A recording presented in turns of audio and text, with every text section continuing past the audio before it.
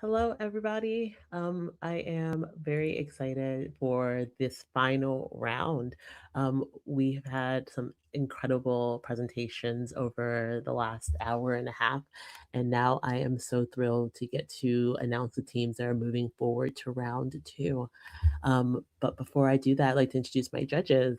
So my judges are Maureen Oaks.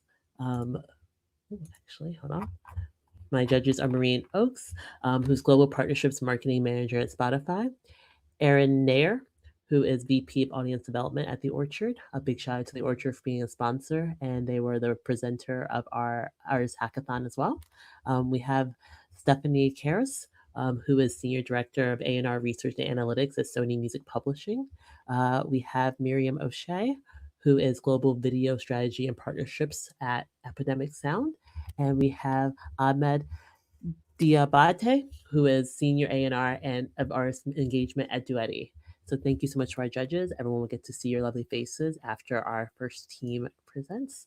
So just a reminder to everyone about how this is going to go. Our teams are going to get 5 minutes to present. There will be 2 to 3 minutes for judge questions. Judges, I will ask you if you have a question in just random order so we can keep to our time. After all of those presentations are done, so all 3 presentations are done, we will give the judges some time to deliberate. In addition to that, we'll also give everyone at home the opportunity to vote on their favorite team as well. And then after I do a bit of a closing talk, we will announce our winners. So a huge, huge, huge congratulations to our winners. That's our final teams moving forward. That is Team 12, Team 7, and Team 6. We're going to start off with Team 12. Do I have Team 12 backstage? Yes. All right. Give me one moment to get everything all set up.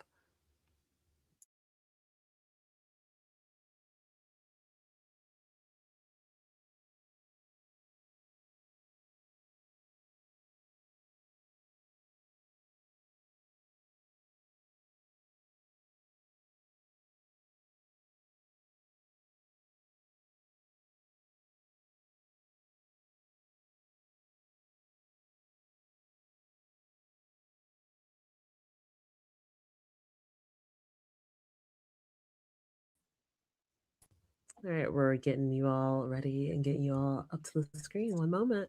Cool. Let's do this. Cool. There we are. Okay. All right.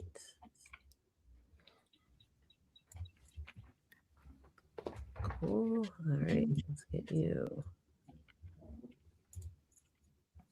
All right. There's Julio. Oh, there we go.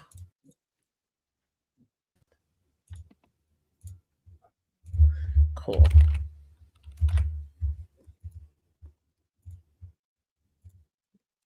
Excellent. One more. Hold on 1 second.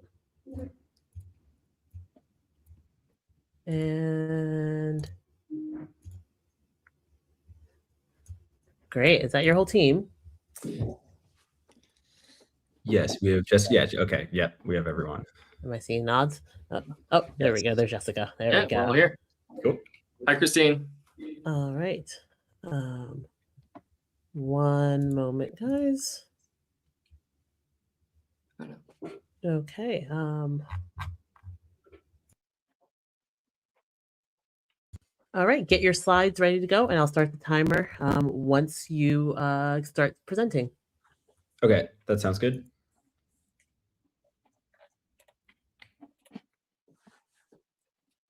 Okay. Let's see. Share screen. Okay, let's try this again. Can you guys hear me? Yes. There we go. Yes. Cool. All right, perfect.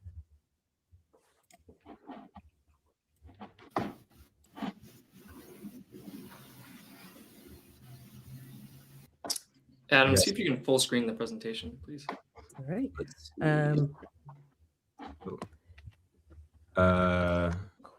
Do you know how to do Cool. that? Could just be the window.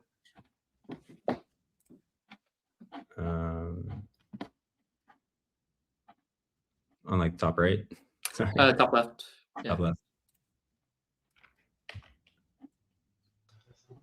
Yep. Just of the. Hey guys, all right. You guys ready to go?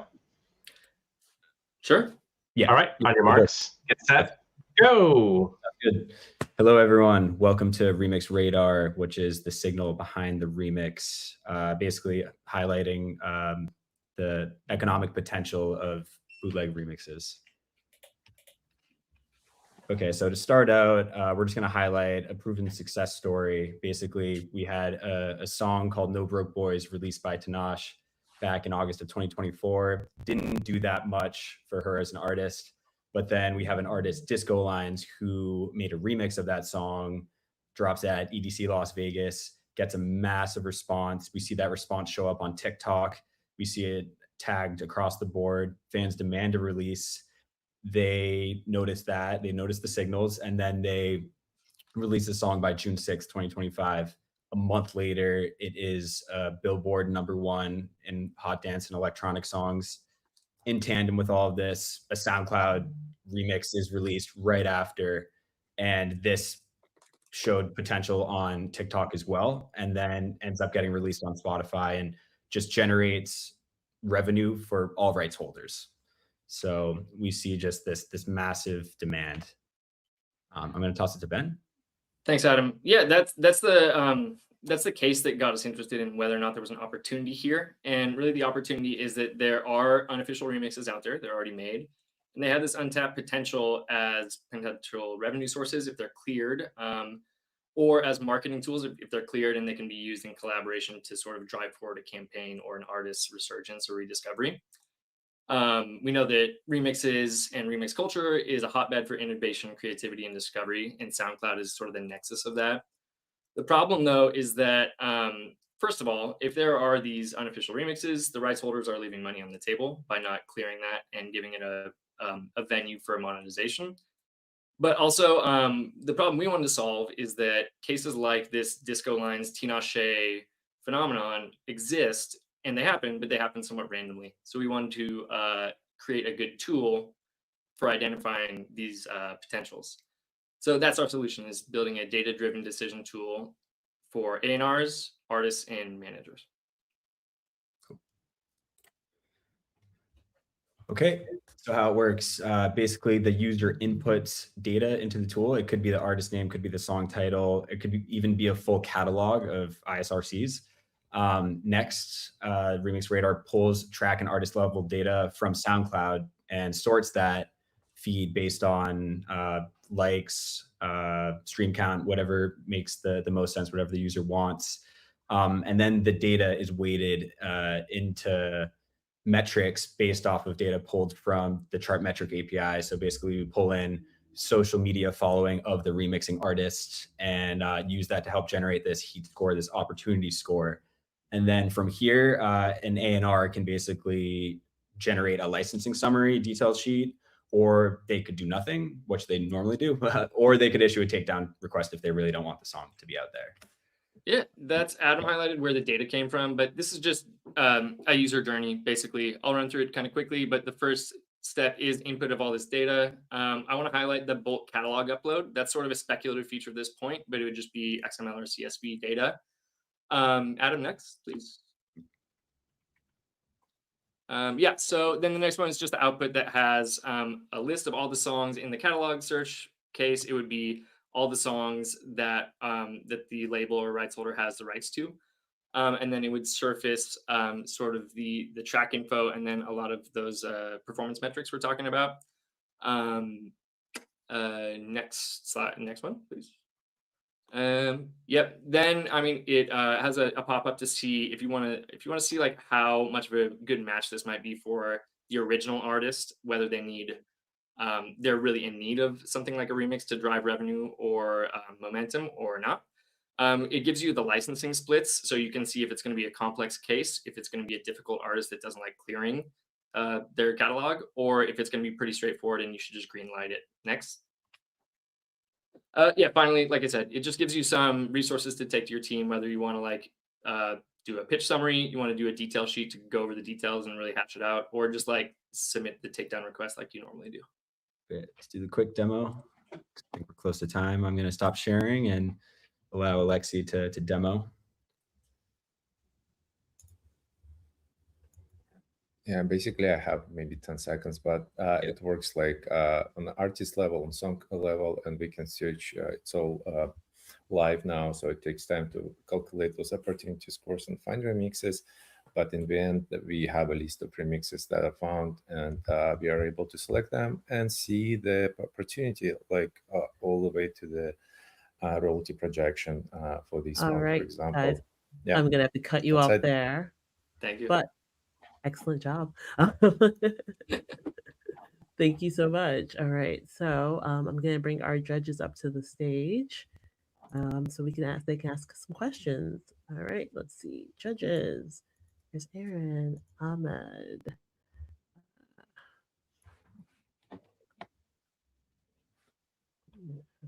Miriam, Hey there. Maureen, and Stephanie. Hello, good to see you, many of you again. Thank you so much. Let's start with, let's see, Ahmed, do you have a question for the team? Yeah, and forgive me if this was answered at the beginning. I was having some audio issues. I'm curious about your use cases and like how you guys have been able to kind of monetize what you guys have built. I can take that. Yeah, just so we talked about the use case in the beginning. Basically, we had this song created originally by the artist Tanash, and it didn't really do so well for her. It was okay, but then Disco Lines created a remix of that song, and that song really blew up. And they used TikTok. They basically noticed that it was blowing up on TikTok. Decided to release it like 3 weeks later after playing it at EDC. But then, so they decided to do an official remix, and that song was the song of the summer. But then, right after that was released, SoundCloud DJs naturally just hop on, a hot song, and this producer Avello created one that blew up on SoundCloud, but also on TikTok. And then Avello's team Disco Lines team saw that and basically released it on Spotify later, shortly after. So we saw that this just, like the signal was on SoundCloud, and you just have these massive remixes that can be monetized if the rights holders are willing to license them. Because that song currently has about 10 million streams, was released 3 months ago about the Avello remix. Excellent. Let's see, Miriam, do you have a question for the team? I do, yeah. Thank you so much for the presentation. I was super curious about the like data sourcing in terms of figuring out who has rights on the song. So I was wondering what's the source of truth? Like, are you pulling directly from PROs or like third-party data sources, or how's that work? We haven't built out. I don't think we've built out the actual agreements with sort of sharing those splits yet. It's more of a speculative thing, but maybe I'm wrong, Adam. Yeah, well, Alexi, we brought in some level of rights from Chartmetric, actually, with the Chartmetric API. So that's, yeah. So it does exist in there, actually. If you click on, you can actually see a breakdown even of how many rights holders there are. Because another feature we were thinking about adding is like, how difficult would this be to clear based on how many different rights holders are there? So just because that's we also spoke with someone with label experience who told us labels have their sort of internal sort of go no go lists with artists that they already kind of have these carve outs for. So we were hoping to integrate that with the sort of publicly available Chartmetric data on the splits, so they could look at it and get a signal like, this could be an opportunity for revenue, but it's probably going to be not worth your time. Yeah, and Alexi, that's coming from Chartmetric, right? I don't know if you're muted. Do we? Yeah, sorry, it's Royalty.io data as well. Oh, cool. Very cool. Yeah. Yeah, there you go. Nice. Excellent. Since the first question was a bit of a clarifying question, I'll let you do one more. Let's see. Aaron, do you have a question for the team? Yeah, I do. And I love it, guys. It's very cool. Thank you. The first case study that you shared, like, knowing that you've come looking at a lot of data, do you have a sense for like what the market size opportunity is? Like specifically, like, do you think there are like dozens of examples just like that are kind of like sitting there like on a quarterly basis? Like, what's your kind of understanding of how much opportunity this really is? It's a good question. Don't have like a numerical figure for you, but I can say that at least just from querying, because we've been using the tool, and I'll actually look at some of the top songs by Spotify streams. I mean, I would argue that like I would say there's like in the hundreds, at least from an estimation. And I mean, that would be an interesting analysis to run to say how many remixes on SoundCloud have over like a million streams or a certain threshold of streams and are not officially released, and so these are basically just untapped potential for these rights holders. So I think this tool could help at least answer that question. Love it. Thank you. Excellent. All right, that's all the time for questions. Thank you to my judges. I'm gonna move you guys backstage to the next session. Thank you so much. Right. Thanks, guys. There we go. We're gonna move the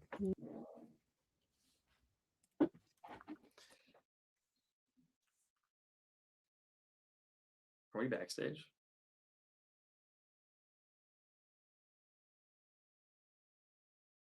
Okay, great. And our next team is going to be Team 7. This is our artist team. So this is with Oreo Jones. All right, give me one moment to get you guys all on the stage. Luca, Oreo, Blanca, Nicole, and Remy.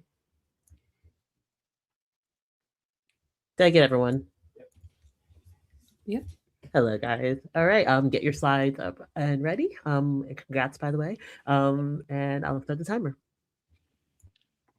All right, I'm just getting it shared. Let me know if you guys can see it. 1 second, and yep, all good. Go ahead. All right. Alrighty. Hi, everyone. So our team worked on the artist project with Oreo Jones to prepare for the upcoming EP release. Oreo is an Indianapolis-based genre blurring artist. He's the co-founder of the rap project Bless and founder of the hip-hop festival Crease. He'll be releasing a solo EP this year called Before It All Feels Similar, which leans into shoegazy and alternative sounds. While reviewing Oreo's audience analytics, we noticed that it skews majority male between the ages of 25 to 34. We also noticed that his primary market is the US, with Indianapolis as the primary city. Through chart metrics, we found that Oreo's top city for Spotify listeners is Indianapolis. However, we have seen a 10% decrease in his Indianapolis-based listeners over the past 3 months, likely because he wasn't solo touring and playing his original music publicly. Oreo has a solid foundation for his website, branding, and musical style. So our goal with this project is to determine marketing and community building methods to increase streams and re-engage fans in his primary city. So he has a solidified fan base and marketing tactics in place prior to the EP drop. We wanted to compare Oreo to a slightly more established Indianapolis-based band, Wishy. Wishy has a similar audience demographic, and they make indie alternative music similar to Oreo's upcoming project. By analyzing Wishy's growth in Indianapolis, we can determine some successful marketing and fan engagement tactics for this album. On Luminate, we saw significant spikes in Wishy's streams in Indianapolis after engaging with the community, typically averaging a 2.1 thousand increase in Indianapolis-based streams after hosting local activations. Based on this, Oreo's album marketing and community management plans should engage with the local Indianapolis community to increase streams in his primary market. For our marketing plan, our goal was for Oreo to engage with the local Indianapolis community. We designed content ideas such as an Oreo Was Here series, clips showcasing his process creating music, as well as a fan activation where listeners can share film-like photos of their favorite places in their hometown, which can also be used as the Spotify canvas for the focus track. We want to increase short-form post frequency and leverage cross-posting between Instagram Reels and YouTube Shorts, as well as start posting on other platforms such as TikTok, Threads, and Blue Sky. The release timeline for the EP is projected in late 2026 with a waterfall release strategy, allowing plenty of opportunity to build momentum with fan activations and events. Additionally, reaching out to tastemakers and curators for music playlisting opportunities. We want to implement digital community building tactics to engage Oreo's existing fans, expand his reach, and convert new or passive listeners into active fans. We created a mailing list for Oreo in Squarespace and added a sign up to his website. We also started an Instagram broadcast channel. Oreo can use these outlets to build a direct relationship with his most engaged fans, providing them with exclusive merch and content drops, and leverage fans through announcements to share, stream, and pre-save his music.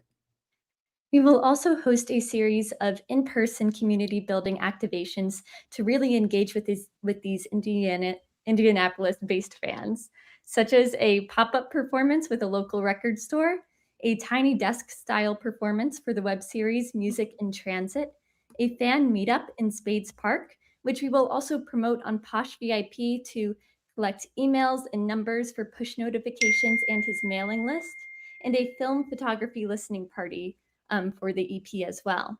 We can track engagement through email signups, views, engagements, and the actual number of people that attend these in-person events. We can also use these events to create video content and photo content for social media.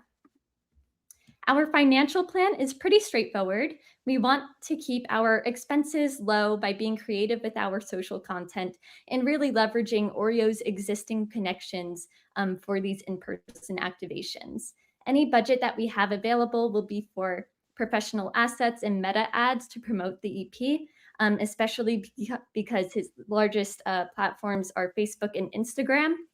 And our revenue would primarily come from ticket sales, merch, and physical media sales, and we would funnel this revenue into ads, giveaways, production costs, travel, and a contingency fund. Thank you very much, and we're happy to answer any questions. Again, perfect timing. Excellent. So let me bring up our judges. All right.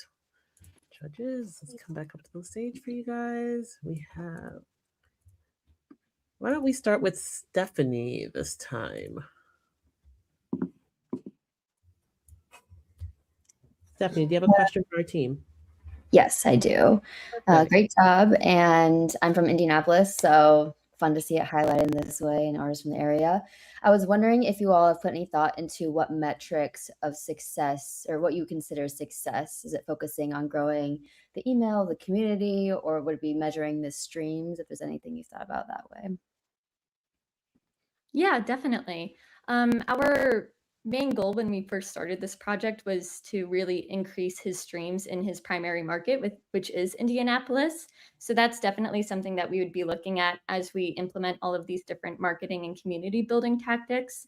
For those specific tactics themselves, we would obviously be looking at, the amount of emails that we have signing up for his mailing list, because that's a new implementation as well. The amount of new people joining the broadcast channel, and just generally different engagements across his different social media channels, especially the ones that we are starting from scratch. Absolutely. And I do also want to add to that, Remy, that he has such a evolution throughout his catalog, throughout all the albums that he's released. Like the sound is pushing challenging the narrative of what is already there. And when we compared Oreo to Wishy as well, like in the Chartmetric data, I could see that Wishy was pinging Instagram specifically in major cities like New York City. And so there is an opportunity there, especially like if we leverage like this new shoegazy sound that Oreo is stepping into, and if we pitch it to the right curators and that gets the right traction, it really has potential to grow into something much bigger, even outside of Indianapolis, obviously. But like Remy was saying, that is like the main focus at the moment. Excellent. And then let's see, Maureen, do you have a question? Hi, thank you. I do. Thank you all for your presentation. Great job. My question is about kind of, if we think of like the letter T, you all are really like focusing on that depth of his super fans and really making sure that they feel valued and connected, which is so important for longevity. I'm curious if you thought about how to expand like the top of the T to be wider, and what does that strategy look like here? So I guess more like fan acquisition versus fostering the relationships that he already has. I think that's a really good question. I think that a lot of the new fans that he is getting is through like the tours and like appearances. So I think that's also partly why we wanted to lean into like, especially improving on like just getting more visibility out there. We noticed like in the last 3 months, like when he wasn't solo touring, that's when the streaming and the socials started to dip quite a bit, particularly on Spotify. That trend was shown most apparently. So I would say just getting out there and getting on tour and posting content on platforms, getting that TikTok up is really going to help the chances of new viewership. And also he has collaborated with bands like Wishy and other similar bands in the area. So I think that continuing to do that and tapping into those fan bases as well to grow is going to be a really, really smart strategy to get that upper level of the T that you were talking about. Totally. Thank you. Excellent. Thank you. All right. Thank you to my judges. Thank you to my presenting team. And we are going to bring on our final team. It's going to be Team 6. So give me 1 second to transition everything over.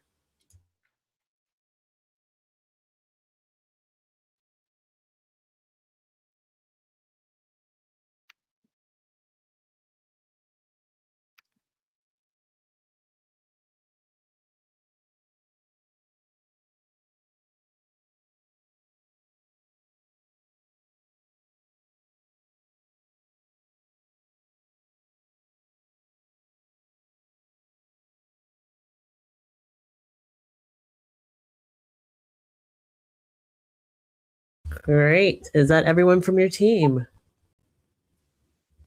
Excellent. Yes. Perfect. Okay. Give me 1 second. And you can start. Thank you. Hi, everyone. We're Team 6. And before we get into the product, we need to talk about why it needs to exist. The music industry has never been more connected. So why are artists lonelier than ever? Behind all the streaming numbers, the algorithms, the advice on how to go viral, there's a real problem. So many musicians feel completely alone that 25% don't know anyone else in the industry. And we all crave real human connection. Sometimes you just need to be in a room with somebody who gets it, who gets what you do, who gets where you are in life. But there are so many barriers to finding and meeting those peers. The problem isn't talent, it's isolation, and no existing tool is solving it. We've spoken to artists about it, we've seen it, we've heard this theme throughout this conference all weekend. So we've built something to fix it. We are now super excited to introduce to you all Comusically. Comusically connects artists in real life so they can support each other while navigating the complexity of the music industry. If you're an artist, you might be thinking right now, oh no, another item in my endless to-do list, another app to keep up with. But this is not the case with Comusically. We just ask you some initial questions to understand your needs that you can actually answer on a voice note.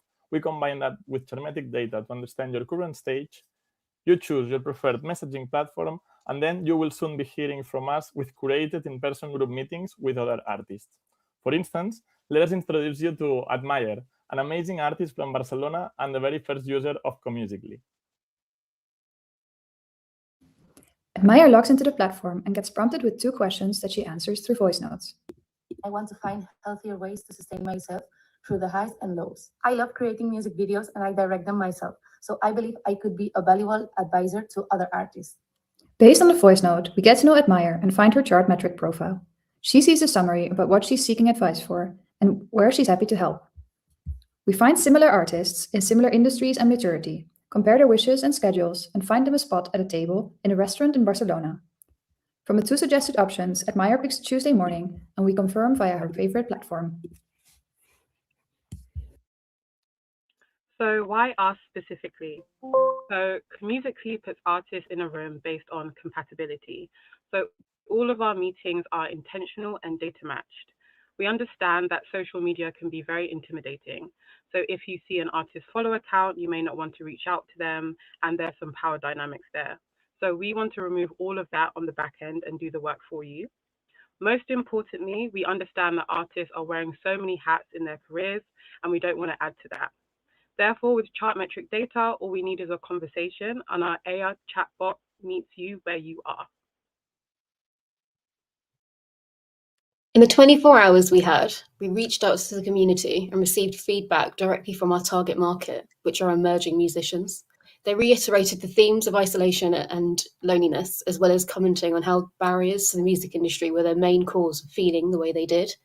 Out of that sample, we received a high take-up rate. The response was super positive, and they said they definitely used Comusically. So how do we fund it? So the platform will be free for artists always. That's non-negotiable. Everyone else pays for proximity, whether that's whether that's relevance, whether that is partnerships. Venue commission would be a stable baseline that would scale with the usage.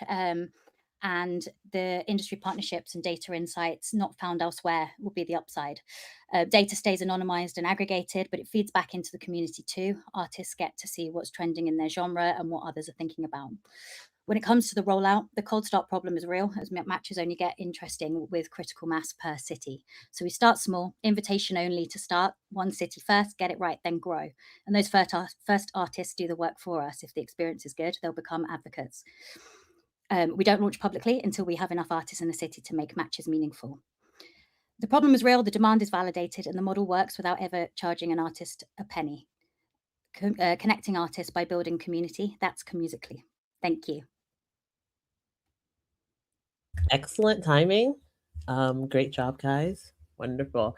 All right, let's get our judges up to the stage. All right, so we have, there we go. 1, 2, 3, 4, 5. All right, let's start. Can we start with Aaron? Hey guys. Honestly, I loved it. I don't have any questions. Super thorough. Yeah, I had one question about monetization, which you answered at the end. So I'm going to pass it to somebody else. Excellent. We love to see it. All right, let's see. Ahmed, do you have a question? I do. I'm curious about how you guys landed on this problem. Like where did you guys receive feedback on understanding like this is what we want to tackle? I guess various places, and I can let others speak to this as well. But I know that I've noticed it come up a few times over this weekend alone from some speakers. I think it was perhaps unheard on the first day that mentioned that this was that the sort of loneliness was coming up as a theme through one of their surveys that they had run, and we've seen it through various other surveys, as well as on a personal level, knowing artists that perhaps aren't necessarily looking for mentorship at levels sort of more successful, but actually that peer mentorship space, being able to find people at a sort of similar level and just being able to share struggles, what you want to learn and things like that. There's a lot of networking events for people in tech, but it's not necessarily quite the same for musicians. Excellent. I think we can do one more. Miriam, Maureen, or Stephanie, do any of you have a question? I do. Excellent. Go for it. I actually had two-parter. One, you mentioned the rollout kind of targeting cities, and once you have that critical mass kind of going live, do you have any specific cities or regions in mind? And then the other part of that question is, would you guys consider any virtual connections and or travel when people are in those cities visiting, they could turn on and like meet people there? I guess I will answer the second question first, if that's okay. I think the online community aspect and doing it virtually, I think, of course, that is there's a space for that, and I think it would eventually grow to that. As we can see from this weekend, it's something that a lot of people engage with. I think initially, that the real life aspect is kind of is quite important.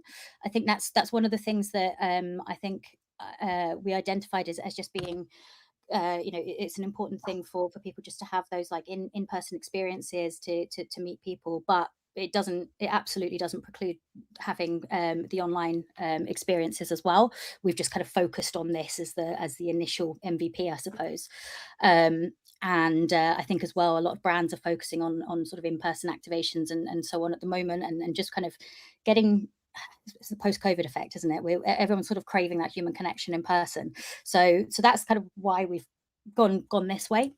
And in terms of locations, I think for the rollout, we would focus on a major city, perhaps London, perhaps elsewhere, but with the idea that a lot of artists do have, or many artists do have connections, whether that's within their genre or friends, peers, and so on. They're more likely to have those within a major city. So actually being able to roll out in smaller places is where we would like to get to quite quickly, and being able to provide these communities of people within areas that aren't normally served by this, basically. Excellent. That's all the time we have for questions. A big thank you to my judges. I really appreciate the questions. Congratulations again to my final round teams. You guys have done an excellent job. I'm incredibly proud of you all, even the ones that didn't move on to the final round. We are done with our presentations. You all made it. Very proud, very happy. So what's going to happen now is, well, first of all, I'm going to move our final team off the stage. And while I'm doing that, our judges are going to get pulled backstage. You're going to start deliberating and deciding who the winning team is going to be. Everyone else at home, you get a say as well. So you're going to get to vote as well. So I'm going to put the little voting link up on the screen shortly. And that is going to be measuremusic.com/vote. I'm going to move my judges backstage so they can start chit-chatting about this. And then you're all going to be returning to us in about 5 minutes time. So at 50 past the hour, it's hard to do time zone, so 50 past the hour, I will start our closing talk, and then we will announce the winners. So stick where you are, right where you are on YouTube Live. Stick right where you are here, for those that are watching here in AirMeet, the participants. We have basically a little bit of a break while the judges are deliberating, and we'll be back soon. Thank you all, and see you soon.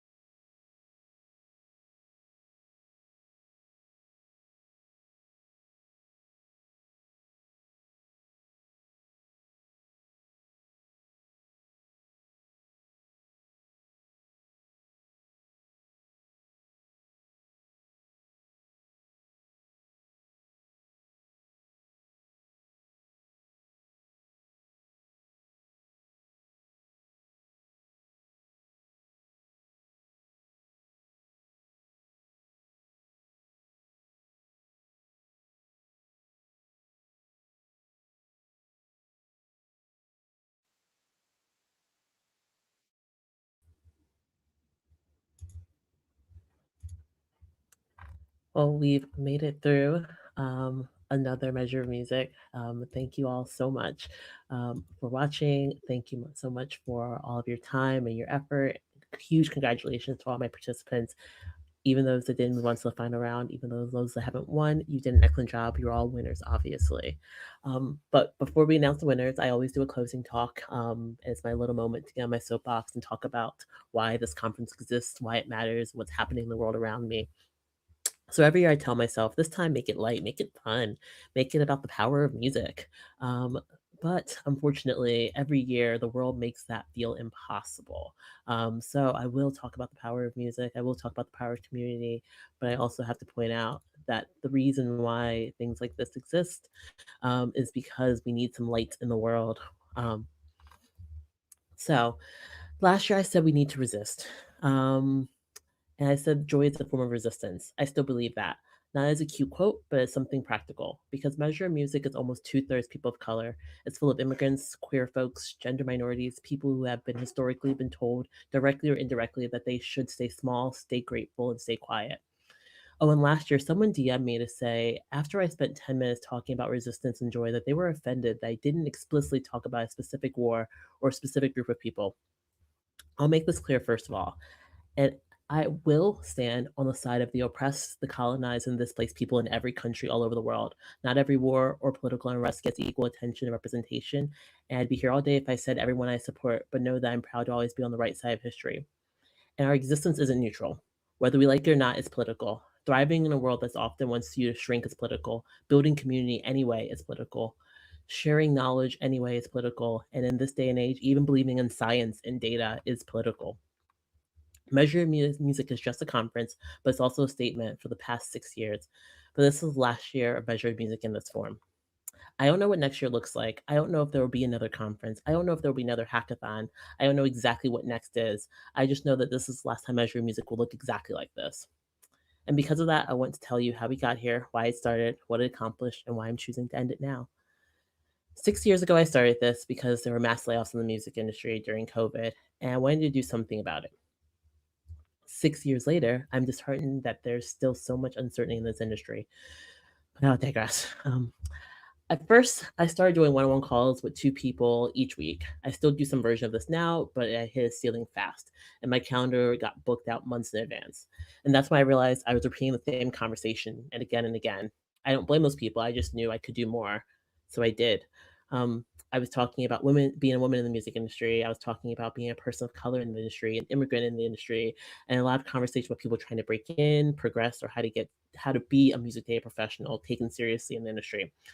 And my answers kept coming back to one thing. The music industry doesn't care about what you know. I mean, it doesn't care. Excuse me. The music industry doesn't care about your fancy degrees. Trust me, I'm someone that has lots of them, and no one's ever asked about any of them. It cares about what you can do. It cares about what you've built, what you can show, and what you can execute on. So that's why the hackathon idea came first. The idea was simple: give people a way to prove what they can do with real tools in short, intense time frame. I didn't even call it a hackathon in year one because I didn't want to intimidate people, so I just called it a project. But it was a hackathon. I come from the startup world and I love hackathons.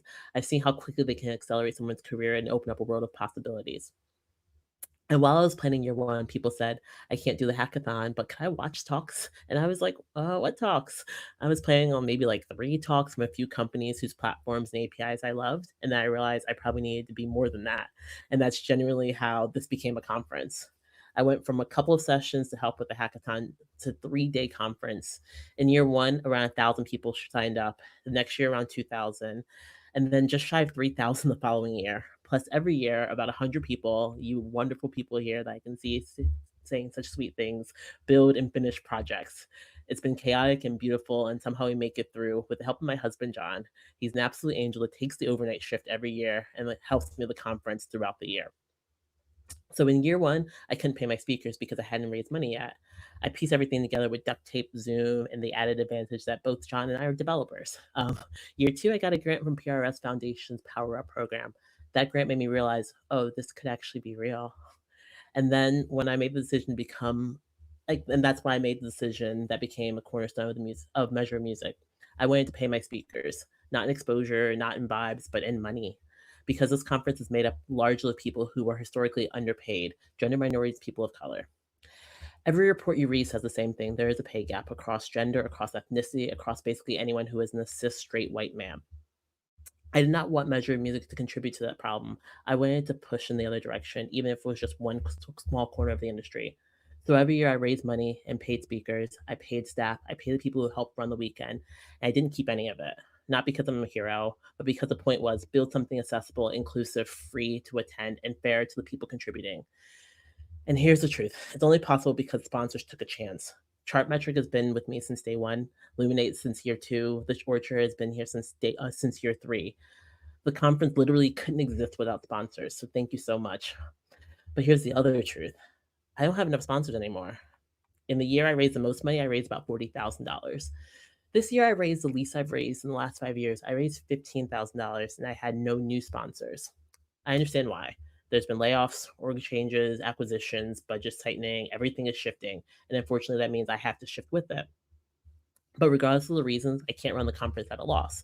It's not that I need the profit, I just can't spend money to make a free conference happen. I can't keep absorbing the cost financially and honestly, emotionally. And I'm telling you all this because this is my space, first of all. It's a safe space, it's a transparent space, and I love and trust you all. But because of what this was meant to me for over the 6 years, it means that I've been educating the music industry for free. And I want to say that carefully because I'm not saying it bitterly. I'm actually really proud of it. Every year, I look at the attendee list and I see employees from every major label, every major DSP, major tech companies, people learning, upskilling, networking, and collaborating. And I love that. I want that. I did all of this to foster as much of that as possible. But if the industry finds valuable enough for thousands of employees to attend, then the industry has to help sustain it. And while the sponsors I have this year are incredible and their support invaluable, the way the conference and the event is currently structured, the sponsors aren't enough to deliver the event I want to deliver due to my own time restraints, plus having to balance financial viability with the content I want to have. Don't get me wrong, I don't think the industry owes me anything. I raised $150,000 across 5 years for this incredible event from the industry, and I appreciate the opportunity to give that out to others to support their career and their lives. I also think the industry values this conference so much. They see the value in it for marketing. They see the value in it for hiring. They see the value in it for professional development. They see the value in it for business development. I'm not the biggest proponent of capitalism, but I do believe listening to the signals from the market. And the signals I'm getting is it's just not valuable enough for companies to pay for. And I'm okay saying that out loud because this version is ending now. It doesn't mean I failed. Dragging it out would mean I failed. Turning into a shell of what it once was would mean I was a failure. Disregarding my morals, ethics, and visions would be a failure. This beautiful community filled with incredibly smart, kind, talented people is absolutely not a failure. Ending now means I get to end on my own terms while people still remember it fondly, not as something that used to be relevant. And I'm making this choice for another reason too, one I also need to be honest about. I could feel resentment creeping in. And to me, resentment doesn't come from people saying no. Resentment grows from silence. This year, when people I've worked with, people I've helped before, people I've assumed respect me as a colleague, or at minimum respect me as a person, couldn't even take a moment to reply, we don't have the budget this year. It hurt. And I'm saying this not to shame them or to ask for your pity. I'm saying this because it's true and happens so often, and because it mirrors what so many of you experience in job searching, especially now, right now with all of these layoffs. There's so many times where people say they just didn't get a response, and people aren't responding because they're overwhelmed, because they're busy, because it just happens. But no matter what, it sucks. And this conference meant to soften that. Measure of Music was built to say you don't need to be highly educated or in the right city or connected to the right people to take part. You should be able to show up, learn, build, and be seen. And the reality is, when you rely on institutions, meaning when you require companies, not individuals, everything gets harder. We get 250 plus applications for speakers, mentors, judges, and staff each year. But we got fewer than 20 companies stepping forward this year when we asked companies to be involved. People want to help even if companies can't. And I'm not saying this as a moral indictment. I'm saying this as a structural reality. Change isn't possible at scale without companies because companies have the resources. Someone asked me recently, what's the best way for me to give back to the music industry? And my answer was, convince your company to give back. If you work at a company with 1,000, 5,000, 10,000 plus employees, you have more power than you think, even if you're junior. You can talk to HR, the people teams, DEI, philanthropy, charitable giving, learning and development, partnerships, brand, marketing. You can bring them opportunities and say, this is what we should support. There are so many incredible organizations, nonprofits, and initiatives in educational spaces of music that are underfunded and need additional support. Organizations like She Said So, the Digilog, Women in Music, Key Change, Power Up, Small Green Shoots, Queer Capita. I could be here all day going through the list. They need your support at an individual level, but more importantly, they need it at an institutional level. And I can say this now because I no longer have any skin in this game. And yes, mentor, speak, write, volunteer. These things matter. But if you want systematic change, you have to use systematic resources. One-to-one matters, but one-to-many changes things. A small internal champion at a big company can unlock sponsorships, partnerships, data access, training budgets. This creates ripples effects. That's how Measure of Music reached 10,000 people because a handful of individuals inside big companies believed in it and pushed it forward. So if you want things like this to exist in the future, the most impactful thing you can do is become a champion where you are. And if you're a decision maker watching this, make it easier for your employees to do that. Make your values clear, your process clear, your points of contact clear. Make giving back something people can do actually, and they can actually execute on it, not just something you put in your mission statement. Now, I also want to talk about something a bit more personal. Over the last 6 years, I watched my mental and physical health suffer in January and February every year. I went to the gym less, I sleep worse, I sacrificed my birthday, and I left my birthday, and Valentine's Day, and I spent thousands of hours prepping this conference. And for a long time, it was worth it because I could deliver the program I wanted. But when I stopped being able to deliver on that program, it stopped being worth the personal cost. I have a pattern in my career. I quit jobs every few years. Everyone knows this. It's not because I'm flaky. It's because I know myself. I know how quickly I can become resentful in an environment that isn't working. And I'm my best professionally and personally when I'm happy and fulfilled. Most of us are. So I leave when I feel that shift. And I'm doing the same thing here because Measure Music has been too beautiful, too impactful, too full of good work for me to allow it to become something I look back on with disdain. I'd rather end it with love. And here's the part I'm most proud of. I accomplished my mission. We reached over 10,000 registrations. We built an accessible conference, an inclusive conference, a free conference, a conference that pays speakers, a conference that offers a genuinely different experience in the music industry, where anyone can show up and learn, grow, and participate. I know dozens of people scattered across the industry who have roles, clients, and careers because of Measure of Music. Roles that aren't just data-focused roles, expansive roles in artist teams, at labels, at agencies, at DSPs, and more. They're all delivering real value in a way that champions their knowledge of data rather than reprimands it. There was a time when people would ask me what music and data had to do with one another. People don't ask me that anymore. People get it now. I have in no way solved this or any other problem in the music industry, but I like to think I had made a little small dent. It's less of a fight than it was 6 years ago when I started it, and I hope it's helped so many people to get a leg up in this industry. We also built an archive, hundreds and hundreds of hours of talks across every lens: A&R, marketing, live, startups, hiring, strategy, diversity, and inclusion. If Measure of Music never happens again, that body of work still exists, and that matters. So what's next? Honestly, you tell me. I started Measure of Music to help people. The end goal hasn't changed, even if the path does. I'm open, I'm curious, and I want ideas. After the conference, you'll get a survey. Please fill it out.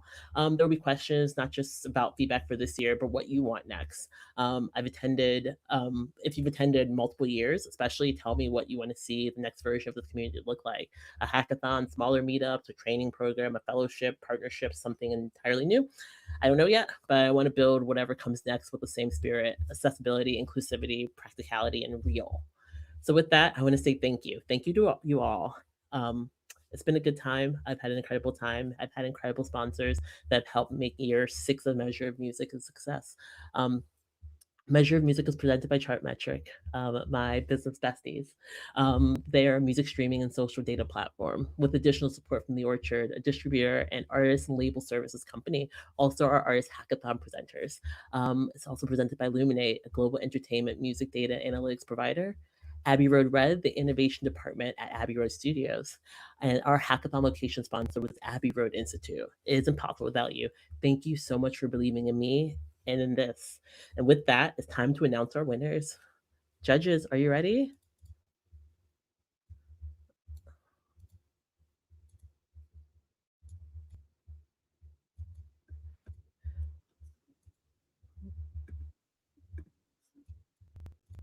Judges, Hi. there we go. Hello. Hi Thank you there. so much, Christine. So beautiful. And I think everyone is emulating the way we feel in the chat. So yeah, couldn't have said it better myself, Nicole. Wherever you go, we will always be supporting, Nicole. and you're going to have an amazing engagement rate on your survey. Thank you. Thank you so much to all the presenters. It was a really tough decision to figure out where we were going to end up and who the winner was going to be. So I will start with a third place and then we'll get to first place. So third place is Team 7, Oreo Jones. Second place is Team 6, Co-Musically. Did I say it correctly? And that means first place is Remix Radar, Team 12. Again, very difficult decision. We had a lot of back and forth and lots of conferring. We are just really impressed with what you all were able to build in such a short amount of time. And this feels like a really relevant topic for a specific gap that we are seeing right now. There's also seemingly a long runway and lots of growth that you all could have with this idea, different features, different iterations of it. So congratulations. You all should be extremely proud of yourselves, and it's an honor to present the winner. So thank you for having me. Thank you. Thank you to my judges, obviously. Really appreciate your time. A special thank you to The Orchard for being our sponsor for our third year in a row. We are just about done. I'm going to wrap this up. So judges, you are free to go. I'm going to move you guys backstage. Thank you so much. And huge congratulations to Team 12. I'm so proud of you all. Just give you a bit rundown, almost done, I swear. Our winning team is going to be receiving a one-on-one mentoring session with me and $50 for each team member, courtesy of Measure of Music. You're also going to get swag from Roster and Illuminate, complimentary year-long premium access to Chartmetric. Our top teams are going to get swag from The Orchard as well. The artist that was the subject of the winning artist project will receive $250 for artist development and 3 months of free consulting with me. The other artists, all the artists that were involved in the project as a subject will also receive $50 for artist development and a one-on-one free consulting session with me also. I'm going to end the night, I'm almost done, I swear, with my last closing thought. Every year on the final day of Measure of Music, I wear a shirt that encompasses the tone of the year. This year, I'm wearing a shirt that says, oh, let's see if we can get in here. There we go. It says, I still love Simple Plan and Warped Tour, which I bought at the final year of the full country run of Warped Tour back in 2017, after going to Warped Tour for 10 plus years. And after 8 long and sad years without them, in 2025, I attended Warped Tour again. It looked different, but I still spent 2 days watching my favorite bands and hanging out with my best friends. Choosing to end or change something on your own terms is a form of success. I keep thinking about something Chizzy said in the keynote yesterday about redefining what success looks like. I believe that deeply. Startup culture loves the phrase fail fast. I've always hated that because usually it's been said by people who get infinite chances to fail, people who can lose millions and get funded again next year. The same grace is not evenly distributed. It's not given to women, to people of color, to disabled folks, to immigrants, to anyone who already has to fight to be seen as legitimate. So I won't tell you to fail fast, but I will tell you this. Give yourself permission to try. Give yourself permission to redefine success more than once. Give yourself permission to stop when something is no longer sustainable. Give yourself permission to start something new, even if you can't guarantee the outcome. If there's something you want to build, build it. If there's something you want to change, try. If there's something you want to see in the world, create it. Nobody's coming to do it for you, I promise. And when you do, find your people, because the only reason why anyone can take risks is because someone somewhere gives them the grace to try. So here's my final call to action. Give yourself some grace. Give yourself grace to try.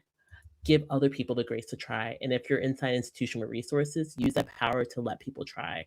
Try to be better, try to do better, try to make change. Now, before we close, I just want to say thank you again. Thank you to everyone who attended this year and everyone who attended in the past years. It takes over 100 people to make this event happen. So thank you to our mentors, judges, weekend staff, speakers, the startups that pitched, and the booths at the Networking Expo. You made this what it is. And the biggest thank you and round of applause to our hackathon participants. Obviously, you're all winners. And again, I'm so proud of you. I cannot wait to see what all of you do. Our after party is going to start momentarily. It's just at measureofmusic.com/afterparty for those watching on YouTube Live. It will start right up here in AirMeet for the rest of the community. So you're invited to hop in and say hello. Oh, and I just want to give a tiny little shout out. We have rankings for the most engaged person that's networked over the weekend. So a little shout out to Miriam Koch, Brittany Anjou, and Priya for being our top networkers and our top connectors this year. And with that, love to always end on community note, obviously. Measure of Music comes to a close. Thank you all, and good night. I love you all.